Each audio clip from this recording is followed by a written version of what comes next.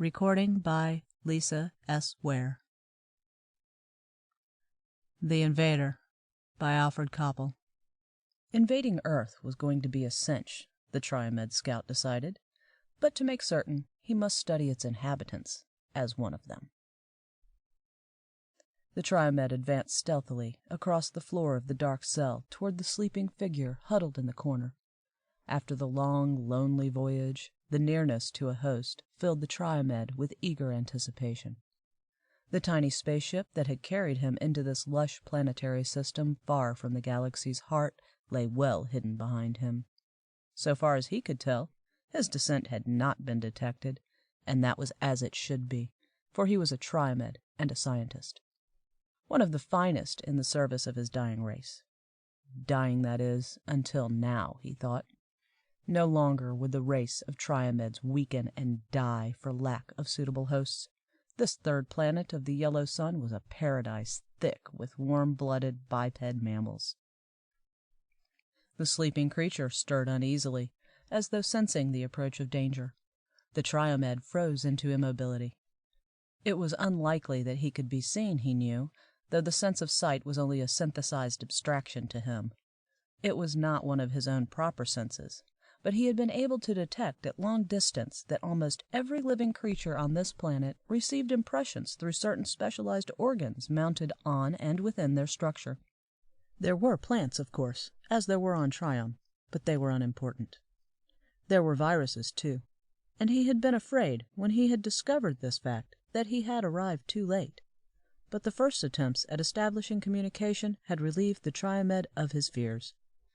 The indigenous viruses were primitive, not at all like his own illustrious ancestors of ancient Triom. The sleeping biped relaxed, and the Triomed inched forward again, a flat, almost two-dimensional smear of glistening matter on the floor in front of the biped. From high above the planet's night side, the Triomed had sensed the city.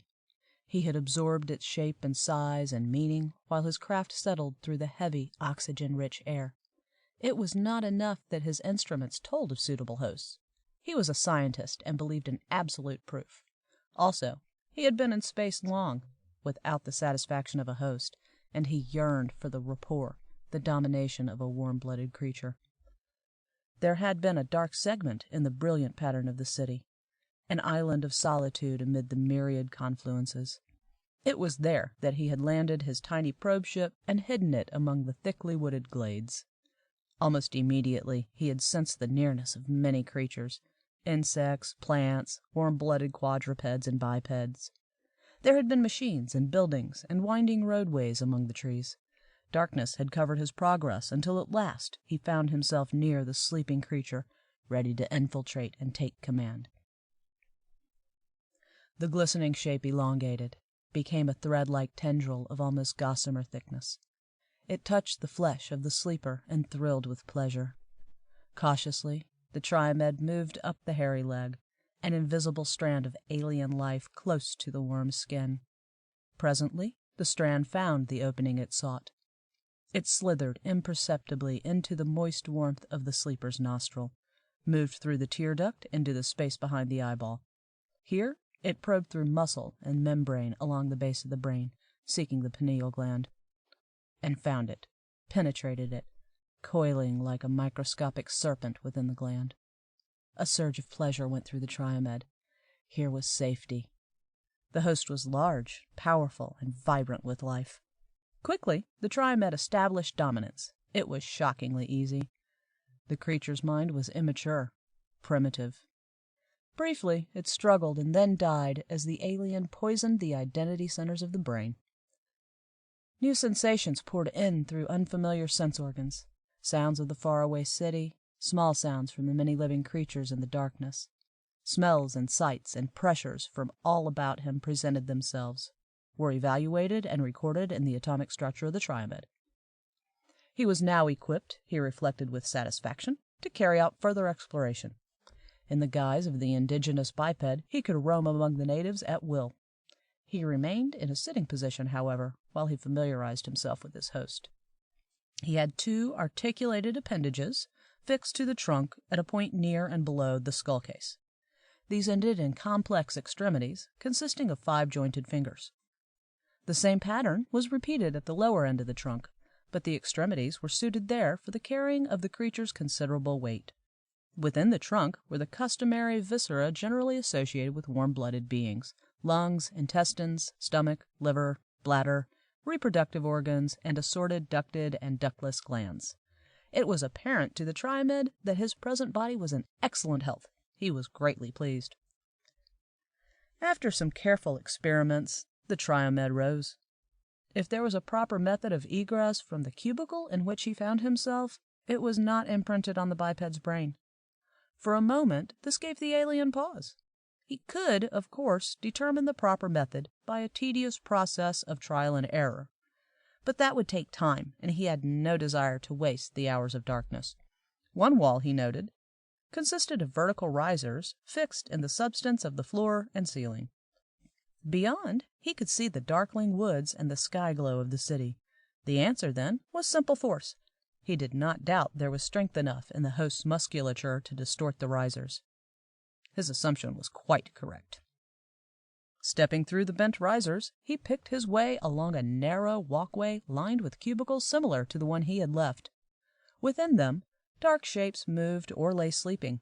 Some were alert, others were not, but none gave an alarm. The Triomed reached the end of the walk, scaled a fence easily, and stood on a surface of wet grass that sloped away from the low, dark building toward the woods. Behind him he heard a shout. A narrow beam of light pierced the night, swinging to and fro with a searching motion. He had a fleeting glimpse of a small biped running down the walk toward the cubicle he had deserted. The Triomed broke toward the wood with a long, loping pace that covered the ground with unbelievable swiftness. The probing light did not find him. Once among the trees, he paused and took his bearings. The woods were not thick. He could see the lights of the city through the foliage. They began at the very edge of the trees, where a wide open area could be discerned. Wheeled vehicles moved past with breathtaking speed. If there was pursuit, it was inefficient, for the Triomed moved through the woods undisturbed until he stood at the edge of the avenue, sheltered by the shadow of a large tree. Most of the traffic was vehicular, he noted. There were few pedestrians. From the noise and odor, he classified the vehicles as being powered by internal combustion engines burning hydrocarbons. Primitive. That was good, he reflected. When the fleets of Triome descended on this planet, there would be no science worthy of the name to oppose them. He waited until there was an interval in the traffic, and then stepped out confidently, crossing the avenue. As he reached the opposite side, he heard a screech of brakes and a garbled, choking sound. He did not turn to discover the source of the disturbance until he had reached the shelter of a building on the far side of the walk bordering the street. A vehicle had stopped at an oblique angle to the lane in which it was traveling, and its single occupant, a very pale-faced biped, was goggling stupidly in the direction of the hidden Triomed. For the first time, the alien being felt a twinge of apprehension. Certainly he had done nothing out of the ordinary in crossing the open space on foot. But perhaps there were tribal taboos and traditions among the natives that could not be ignored without attracting attention. The Triomed promised himself that he would exercise more caution in such matters. Too much depended on this reconnaissance to allow it to be disturbed by carelessness. He worked his way through the shadows between the many buildings until the wide highway was far behind him. He was very aware of the teeming life all about him, in the buildings and the vehicles on the streets. Still, some odd impulse that stemmed from the numbed brain of his host rather than his own kept him fairly hidden. This, he decided with something akin to annoyance, was not as it should be. If his survey were to be of any value, he must roam at will and without fear of detection, secure in his disguise. Presently, he came upon a street where streams of bipeds jostled one another, each seemingly intent upon its own particular incomprehensible errands. For a long while he watched from the shelter of an alley doorway, classifying and integrating the information his host's sharp eyes brought him. It was miraculous. Hosts of every size and description were in abundance, an unlimited supply of them, enough for the whole population of Triome. It was beyond belief, but he could not doubt. And this was but a single concentration, a single city. From the stratosphere he had seen hundreds of similar cities. Paradise! He envisioned the fleets of Triome descending, the Trimeds emerging and infiltrating. The thoughts brought pride and anticipation. It had been so easy. He decided not to linger. He felt now that he had his proofs and that he should return at once to his ship. Triome must be told immediately. The communicator in the ship could carry the message as soon as the craft reached a suitable distance from planetary mass. He would return, send the ship aloft, dispatch his message, and then return to his host to await the others of his race. His decision made, he stepped confidently out into the throng of bipeds, seeking the shortest route back to his hidden craft. The result was instantaneous and amazing. The crowd drew back with a howling, shrieking noise, leaving him standing in the center of a circle of dead white faces. Behind the first row of bipeds, he could see others running in every direction and screaming at the top of their voices. The racket, combined with the noises of the city, was most unpleasant. The Triomed began to be afraid. He broke into a rapid walk, and the crowd parted before him with much louder screeching. Here and there a biped, apparently braver than the rest, made threatening motions with bundles or knotted fists. A package struck him on the shoulder. The Triomed began to run. He noted for the first time that he towered head and shoulders over most of the bipeds nearby, and his host's brain interpreted the smells of hate and fear all about him. The crowd scattered wildly at his approach, but he was being followed. Panic began to clutch at the alien. What had he done wrong? Somewhere a wailing sound began. Vehicles with glaring red lights swept past him with vicious, explosive noises. He felt a stinging pain in one leg and glanced down to see it streaked with red. Ahead of him, a line of bipeds all clothed in identical blue sacks of fabric had formed, spilling from the vehicles as they halted. The Triomed stopped, sensing mortal danger. Behind him, the mob rumbled. Ahead, the blue bipeds stood holding artifacts that the Triomed did not for an instant doubt were weapons. No street opened on either side of him. He was trapped between the weapons, the mob, and two tall buildings. He hesitated only for a moment. With a desperate leap, he reached the second level of windows of the building nearest him and clung there, gasping. A white-faced creature appeared and began poking at him with a steel rod that burned like fire when it touched his host's flesh. The creature screamed shrilly all the while. With a sob, the Triomed swung himself onto the window ledge and began climbing upward, toward the roof of the building. It was slow work, and the pain in his leg and burned shoulder slowed him down. He dare not free himself of his host now, for he was much too far from his ship to be able to return in his natural form. There were searchlights in the street below, probing at him as he clung to the sheer facade of the building. Panic drove him upward. A continuous wailing roar rose from the canyon below, a fear-laden, hideous cacophony. The Triomed felt himself weak with terror, part of which was his host's, and part of which stemmed from within himself. The terror and fear of not knowing what had gone wrong, and why he stood now in such peril. At last he reached the roof. He heaved himself over the parapet and lay for a moment, flanks heaving painfully. Then he stiffened with a new fear. He was not alone. The roof was occupied.